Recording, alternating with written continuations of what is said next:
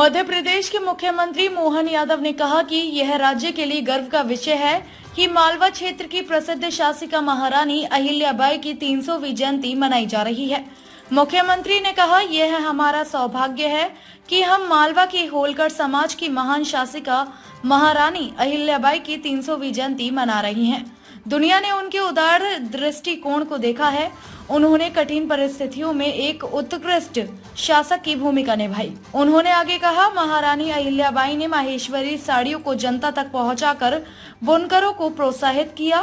साथ ही किसानों के लिए कुएं बनवाकर सिंचाई के साधन उपलब्ध कराए। उनका प्रत्येक कार्य आज भी लोक कल्याणकारी निर्णयों के रूप में उपयोगी है। मुख्यमंत्री ने यह भी कहा कि महारानी अहिल्याबाई की नीतियों और कार्यों का प्रभाव आज भी समाज में दिखाई देता है और उनकी जयंती मनाना उन सिद्धांतों और कार्यों को याद करने का अवसर है जो उन्होंने अपने शासनकाल में किए थे।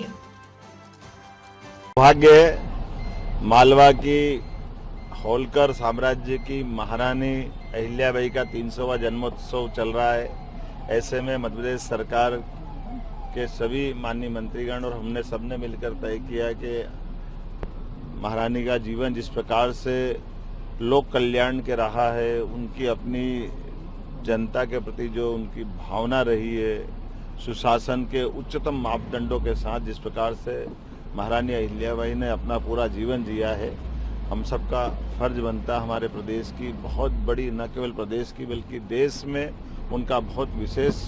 मान सम्मान और स्थान है। खासकर सांस्कृतिक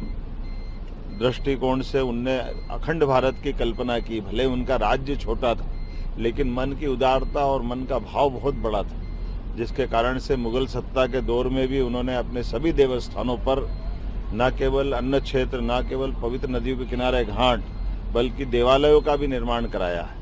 और कहाँ मानसरोवर, कहाँ रामेश्वरम, कहाँ द्वारका, कहाँ विश्वनाथ बाबा का धाम,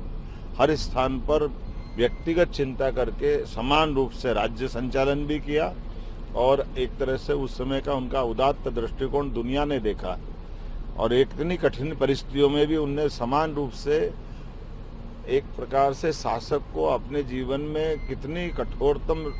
भावना रखना पड़ती है। पति चले गए, बेटा चला गया, ससुर चले गए, जीवन में निराशा ही निराशा, लेकिन उनके मन में आशा अपनी जनता के प्रति, शासन के प्रति, भविष्य की संभावनाओं के प्रति,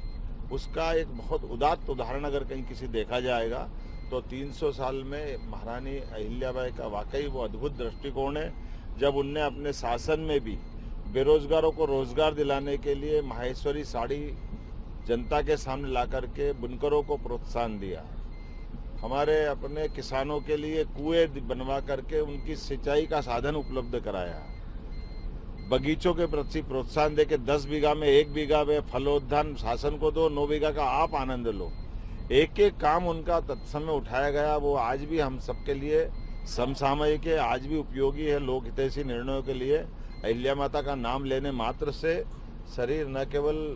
रोमांचित होता बल्कि शासन के प्रति हमारी उदात्त भावना को और प्रगाढ़ करता है। मेरी अपनी ओर से, हमारे सभी माननीय मंत्रीगणों की ओर से, माननीय उप मुख्यमंत्रीगणों की ओर से हम मां नर्मदा के किनारे आज उनको हम स्मरण करने भी आए और उनको सामने रख करके सुशासन के नए दौर में हम पहुंचेंगे। जनता उनकी उन सारी बातों को एक बार फिर जाने समझे, इसके पीछे यही भाव है। खास करके अब जब नदी के किनारे माँ गंगा यमुना के किनारे अगर प्रयागराज में कुंभ हो रहा है, जहाँ लोक हितैषी सनातन संस्कृति के कई सारे स्वनाम धन्य हमारे आचार्य महामंडलेश्वर, शंकराचार्य, मंडलेश्वर, सारे अखाड़े जब हमारे सनातन धर्म की पताका लहरा रहे हैं, तो इसी समय हमारे मां नर्मदा के किनारे अहिल्या माता को स्मरण करने से निश्चित रूप से उसी भावना की पुष्टि होती है। मैं अपनी ओर से पुण्य स्मरण भी कर रहा हूँ और माँ का आशीर्वाद हम सबको मिले, इस भावना से हम यहाँ